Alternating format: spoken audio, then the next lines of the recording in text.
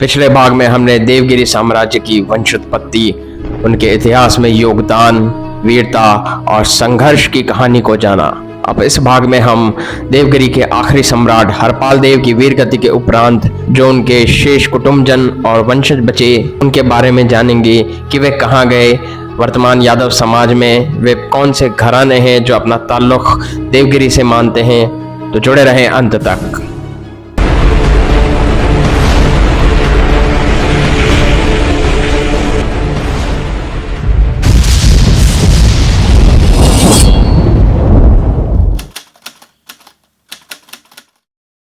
देवगिरी के खात्मे के बाद और आखिरी नरेश हरपाल देव की वीरगति के उपरांत उनके कुटुंबजन, उनके सजातीय और उनके वंशज अलग अलग शाखाओं में विभक्त होकर गुटों में बट गए। एक शाखा महाराष्ट्र के सिंदखेड़ में जाकर बसी, जिन्हें सिंदखेड़ के जादव कहते हैं। कालांतर में यह घराना मराठा संघ में जाकर विलीन हो गया। इसके अतिरिक्त एक शाखा महाराष्ट्र के रत्नागिरी इलाके में जागीर बसाकर आबाद हुई और अपने मूल यादव बिरादरी में रहे। वर्तमान यादव समाज को संगठित करने में खेड़ेकर गवली यादव घराने का प्रमुख योगदान माना जाता है। खेड़ेकर राजवंश पर विस्तृत जानकारी वाला वीडियो अगर आपने नहीं देखा है तो डिस्क्रिप्शन में दिए लिंक पर जाकर इस गौरवशाली राजवंश का इतिहास जरूर देखें। इसके अतिरिक्त तीसरी शाखा कालांतर में मध्य प्रदेश के रायसेन जिले में आकर बसी, जिन्हें नई गढ़िया राजवंश के नाम से जाना जाता है, और ये भी अपने मूल यादव यानी अहिर बिरादरी में रहे। चौथी शाखा कालांतर में देवगिरी से निकल तमिलनाडु के डिंडीगुल क्षेत्र में आबाद हुई और इन्हें नीलाकोट्टई घराने के नाम से जाना जाता है। आज के भाग में हम नीलाकोट्टई घराने के यादव या गोला राजवंश के बारे में बात करेंगे।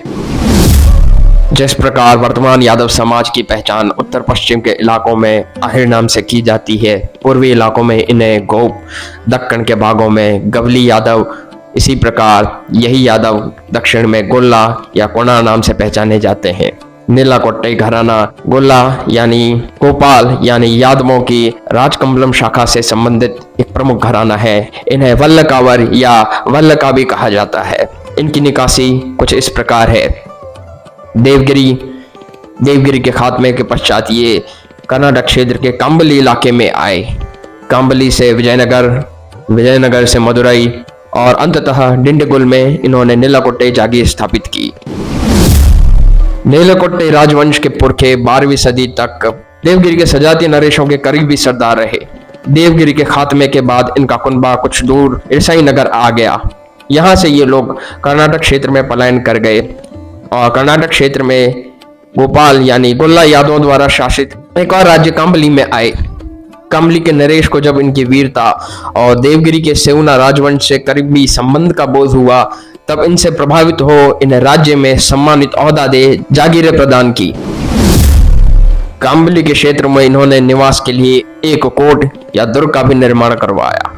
कांबली में सेवाएं देने के बाद ये लोग विजयनगर साम्राज्य के सजातीय यादव हुक्मरानों के विश्वास पात्र सरदार रहे।